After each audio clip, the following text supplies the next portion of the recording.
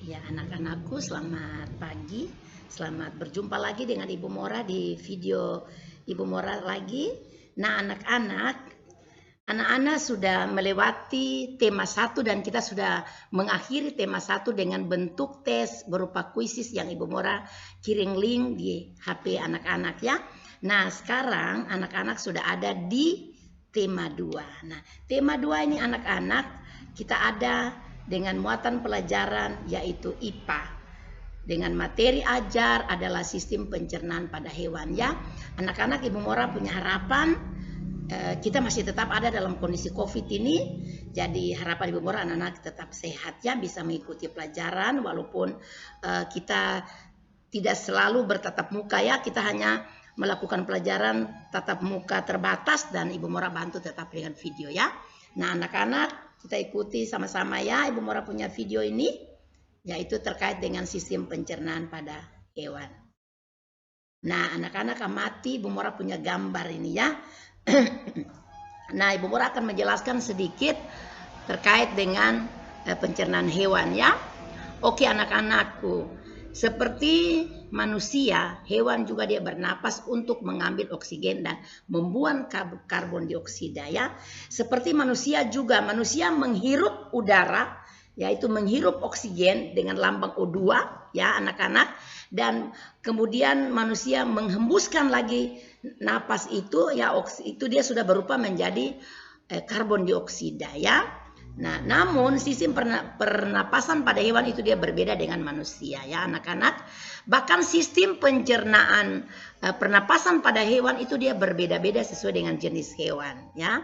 Nah, anak-anak amati berikut sistem pencernaan ya, sistem pencernaan pada beberapa jenis hewan. Anak-anak perhatikan, di sini ada ikan, ada burung, ada hewan mamalia, ada hewan reptilia. Nah, anak-anak coba anak-anak ikuti lagi kelanjutan dari alat pernapasan pada ikan ya. Coba anak-anak amati, Ibu Mora punya gambar ikan ini ya. Nah, Ibu Mora akan menjelaskan sedikit terkait dengan pernapasan pada ikan. Nah, ikan memiliki alat pernapasan yang namanya juga insan ya. Insan itu dia terletak di sebelah kanan atau kiri. Dia berjumlah 4 bagian. Nah, insan membentuk lembaran yang disebut lembaran insan ya anak-anak. Nah, pada lembaran insan ini terjadi pertukaran udara. Nah, anak-anak perhatikan ya, terjadi pertukaran udara. Ikan juga dia mempunyai gelembung ya, gelembung renang untuk menyimpan oksigen ya, dan dia mengatur gerak. Nah, ikan memperoleh oksigen dari dalam air. Nah, apabila anak-anak perhatikan kan, ikan tuh dia tidak berada di darat kan? Ikan dia berada hidupnya di dalam air. Nah, dia menyimpan oksigen untuk dia bergerak. Nah, ikan memperoleh oksigen itu dari dalam air. Nah, mekanisme pernapasan ikan itu ada terdiri dari beberapa tahap anak-anak ya. Nah, anak-anak perhatikan. Mula-mula ikan dia membuka dia punya mulut dulu. Pertama ya. Jadi pertama itu ikan dia buka dia punya mulut. Ya, kita bahasa hari-hari bilang ikan buka mulut. Nah, untuk dia mengambil air. Nah, kemudian ketika mulutnya terbuka, air yang masuk itu, air yang mengalir masuk ke rongga mulut itu dia menuju lembaran insan. Ya, anak-anak perhatikan. Jadi prosesnya ikan buka mulut, dia mengambil air, kemudian air itu dia mengalir masuk ke rongga mulut menuju lembaran insan. Nah, setelah itu air keluar juga ya melewati tutup kantung ya, tutup insan. Nah, ketika air itu dia melewati lembaran insan, maka oksigen diikat oleh Hb. Hb itu dengan kata lain itu hemoglobin ya, hemoglobin darah. Nah, pada saat yang sama juga Hb ini melepaskan karbon dioksida ke air. Jadi pertama pada saat dia mengikat ya, dia mengikat diikat oleh hemoglobin darah. Pada saat bersamaan itu juga Hb atau hemoglobin ini dia melepaskan yang namanya karbon dioksida. Ya, karbon dioksida ke air.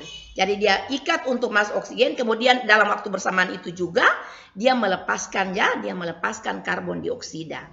Oke anak-anakku, Ibu Mora lanjut. Nah, kita lihat lagi pernapasan pada akses ya pada burung. Nah, anak-anak amati Ibu Mora punya burung yang ada 2 ekor ini ya di dalam gambar. Nah, anak-anak juga akan melihat materi ini ada pada modul yang Ibu Mora bagi ke anak-anak ya. Nah, Ibu Mora jelaskan sedikit. Nah, burung ini dia bernapas dengan sepasang paru-paru ya, dia terletak di rongga dada. Anak-anak perhatikan ini, Ibu Mora kasih tunjuk. Nah, anak-anak perhatikan ya, anak-anak perhatikan, Ibu Mora ulang lagi. Ya, anak-anak perhatikan di sini ya. Nah, ini paru-paru ini, anak-anak perhatikan. Nah, ya.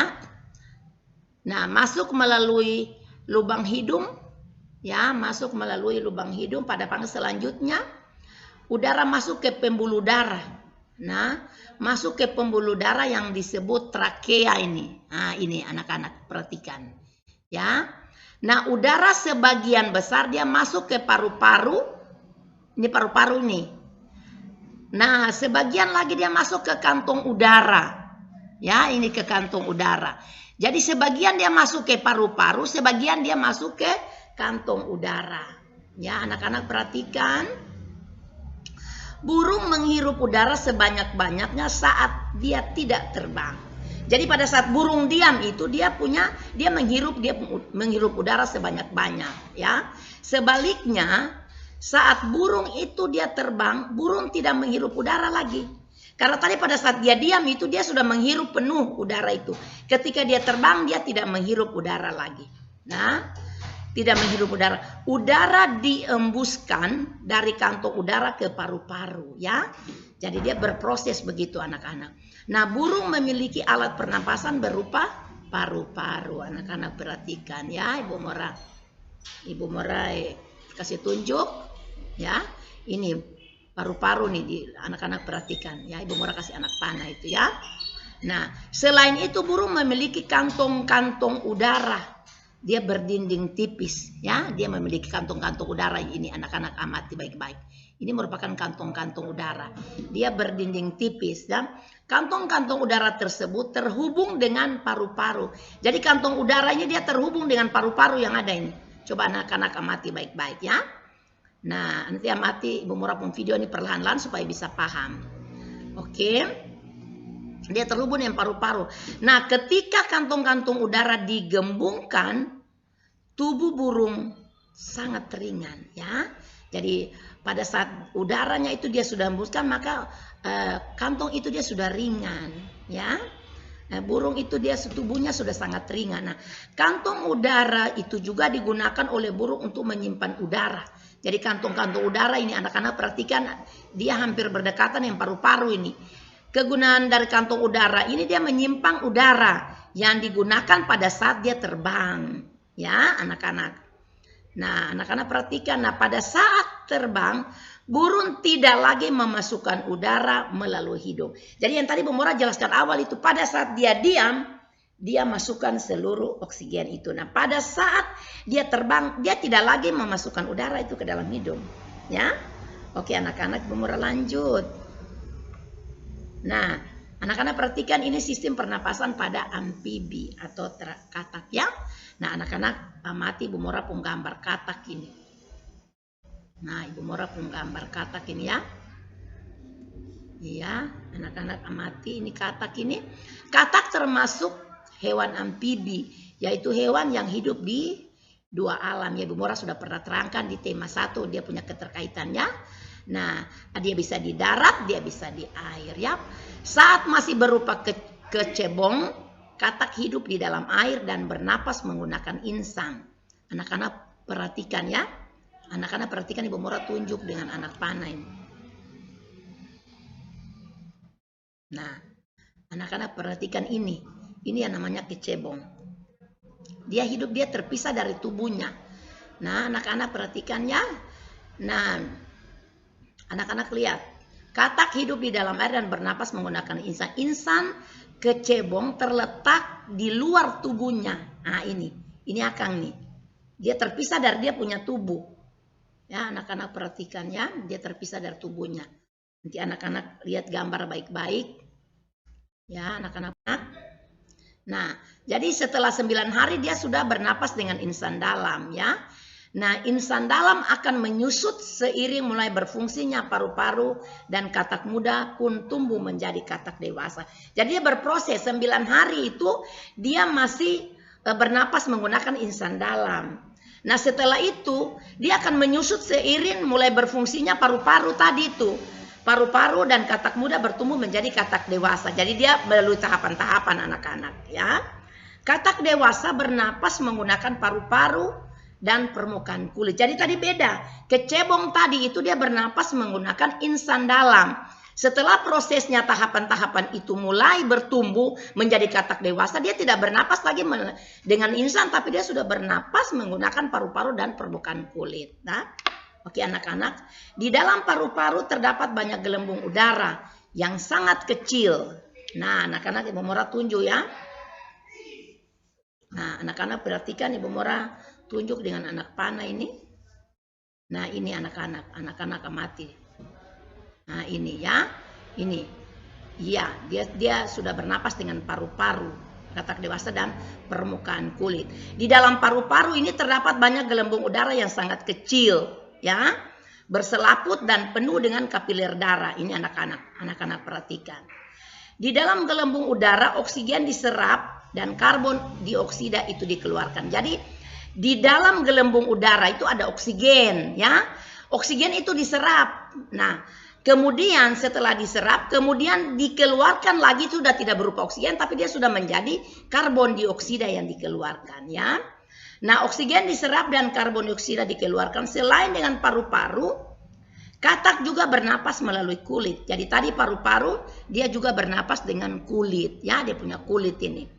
Nah, permukaan kulit katak selalu basah agar memudahkan penyerapan oksigen dari udara. Jadi dia tidak seperti hewan lain, kulitnya itu dia tetap kering, tetapi pada katak kulitnya itu dia tetap lembab, dia tetap basah agar dia bisa penyerapan oksigen itu ya dari udara. Oke anak-anak, nanti amati baik-baik, Ibu Mora punya gambar ini ya. Kemudian ada pada modul anak-anak ketambah baca lagi, Ibu Mora mendambah lebih anak-anak paham dengan video.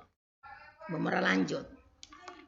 Nah, anak-anak perhatikan ini ada sistem pernapasan pada reptil ya. Nah, anak-anak lihat ada gambar itu ya. Ibu Mora punya gambar.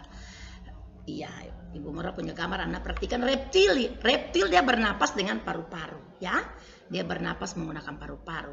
Udara masuk melalui hidung. Kemudian dia berproses ke batang tenggorokan. Kemudian dia masuk ke paru-paru ya. Jadi dia berudara masuk melalui hidung pertama, kemudian ke batang tenggorokan, kemudian ke paru-paru lagi. Nah, di dalam paru-paru itu oksigen itu diserap, ya. Di dalam paru-paru itu oksigen diserap, sedangkan karbon dioksida itu dikeluarkan. Nah, sama dengan manusia juga. Oksigen masuk, itu kita hirup ini oksigen yang masuk. Setelah dia melakukan proses dalam tubuh, yang dikeluarkan adalah karbon dioksida, ya. Sama itu yang dikeluarkan itu karbon dioksida, ya. Nah, contoh reptil adalah ular, kadal, buaya, cicak, dan biawak. Itu hewan yang melata ya. Paru-paru reptil dia berada dalam rongga dada. Nah, anak-anak perhatikan dia berada di rongga dada. Iya, ya anak-anak perhatikan ini dia. Nah, dia berada di rongga dada dan dilindungi oleh tulang-tulang rusuk ini. Ya, ini tulang rusuk ini dia melindungi organ ini ya. Dia melindungi paru-paru ini. Nah, paru-paru reptilia ini dia sederhana saja ya anak-anak. Hanya dengan beberapa lipatan dinding dia berfungsi memperbesar permukaan pertukaran gas ya. Jadi anak-anak perhatikan dia kelihatannya sederhana tapi dia punya fungsi itu memperbesar permukaan ya, memperbesar permukaan pertukaran gas. Oke anak-anak. Nah, ini anak-anak lihat lagi Bu Mora sudah ada di sistem pernapasan pada mamalia ya. Hewan yang menyusui anaknya itu disebut mamalia. Itu yang Bu Mora sudah terangkan di tema 1. Ini kelanjutannya ada di KD yang ada di tema 2. Jadi kita belajar dia berkesinambungan ya, dia berkelanjutan. Nah, hewan yang menyusui anak itu disebut mamalia. Mamalia ini ada yang hidup di darat dan ada yang hidup di air. Mamalia yang hidup di darat mempunyai alat pernapasan mirip dengan manusia, yaitu hidung, pangkal tenggorok, ya, batang tenggorok, paru-paru, ya, dan paru-paru. Seperti kambing, sapi, kuda, dan kerbau. Itu dia punya pernapasan hampir sama, ya. Oke. Mamalia yang hidup di air juga bernapas dengan paru-paru. Nah, anak-anak perhatikan ya. Tetapi pada hidungnya dilengkapi katup. Nah, ini ada beda sedikit ya. Di hidungnya ada dilengkapi katup. Katup itu akan menutup pada saat menyelam dan akan terbuka pada saat muncul ke permukaan air ya. Jadi hewan mamalia yang hidup di air itu di dia punya mulut itu ada katup. Katup itu nanti ketika dia menyelam ya, ketika dia menyelam itu katup itu akan ditutup ya pada saat menyelam dan akan terbuka pada saat muncul di permukaan air ya. Nah, hidungnya dilengkapi katup. Katup itu akan menutup pada saat dia menyelam. Jadi pada saat dia selam di air, katup penutup di mulut itu dia tertutup, anak-anak. Nah, dan akan terbuka pada saat dia muncul ke permukaan. Jadi fungsinya itu di air itu dia tertutup, pada saat dia muncul ke permukaan itu dia sudah terbuka ya. Oke anak-anak. Pada saat muncul di permukaan air mamalia yang hidup di air mengambil oksigen. Ya, dia hidup di air itu dia mengambil oksigen serta mengeluarkan karbon dioksida ya dan uap air. Contohnya mamalia yang hidup di air adalah ikan paus, lumba-lumba, dan duyung. Itu beda dengan yang hidup di darat ya. Yang tadi bedanya yang hidup di laut, di air itu atau di laut itu dia menggunakan tutup kantung pada mulutnya ya. Oke anak-anak, Ibu Mora lanjut.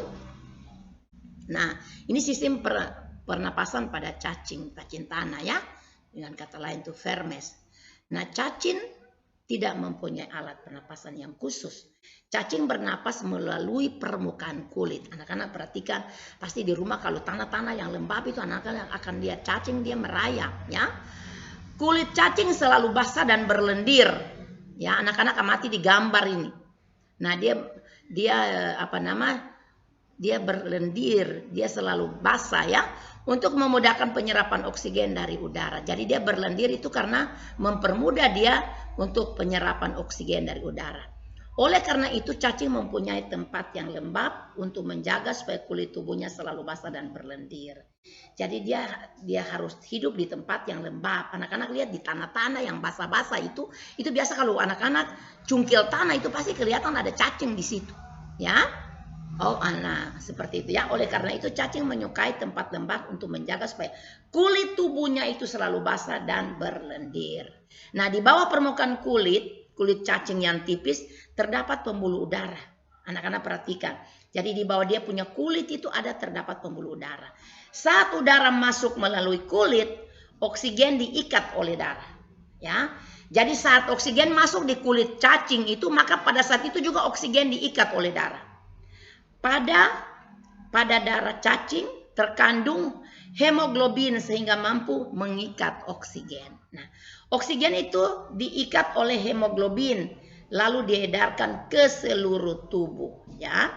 Nah, saat sisa pembakaran berupa karbon dioksida dan uap air dikeluarkan dari tubuh juga melalui permukaan kulit. Jadi semua dia keluar melalui, dia mengeluarkan, tidak lagi dia bernapas seperti hewan yang lain dari hidung ya, dia keluar, tapi ini dia mengeluarkan, dia menghirup oksigen semua lewat kulit ya.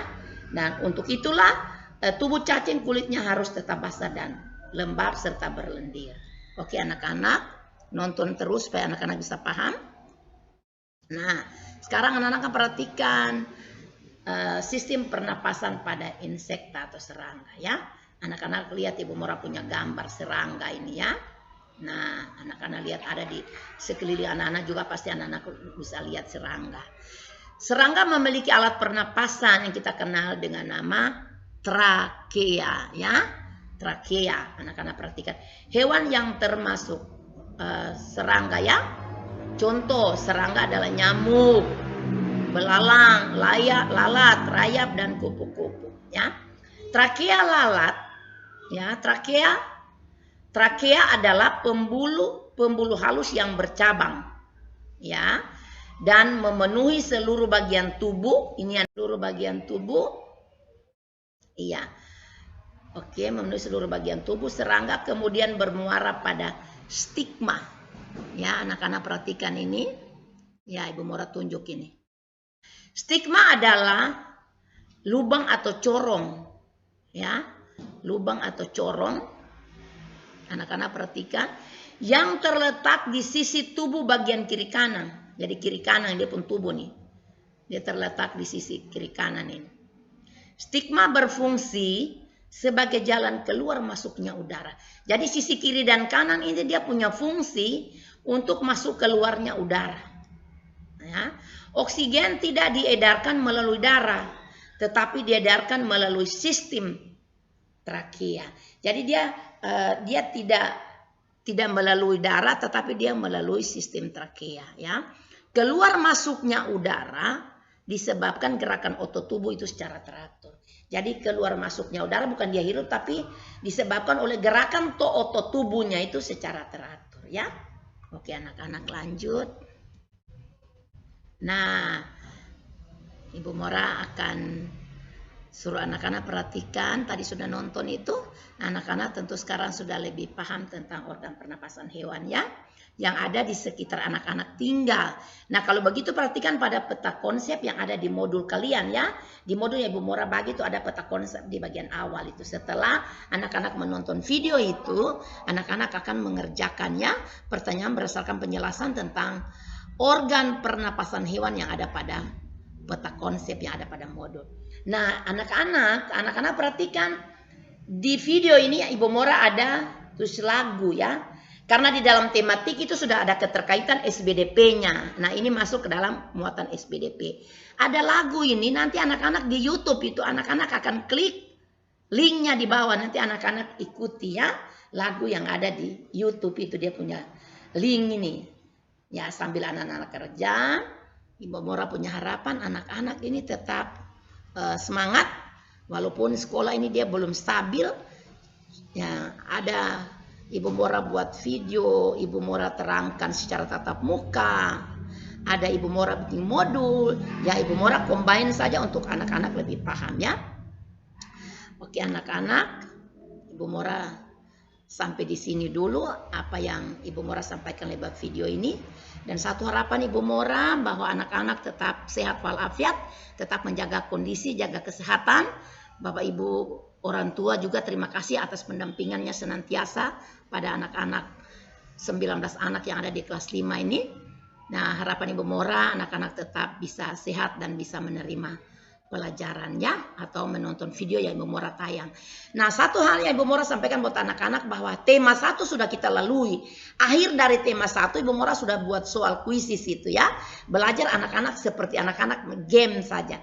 Jadi ketika anak menjawab itu jawabannya sudah terkonek dengan Ibu Mora. Ya, nilai sudah terkonek dengan Ibu Mora. Nah, sekarang ada di sesi untuk kita di tema kedua ya. Oke anak-anak, terima kasih. Salam sehat selalu. Terima kasih atas video yang sudah boleh Ibu Mora bawakan di hari ini. Oke anak-anak, terima kasih. Selamat menonton. Tuhan sayang katong.